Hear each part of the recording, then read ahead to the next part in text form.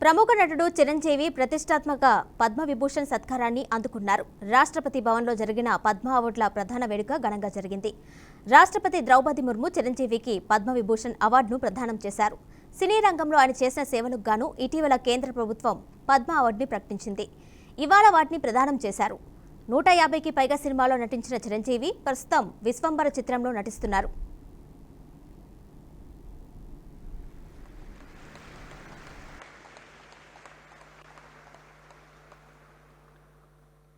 Padma Bhushan justice सुश्री M Fatima बीवी मरनो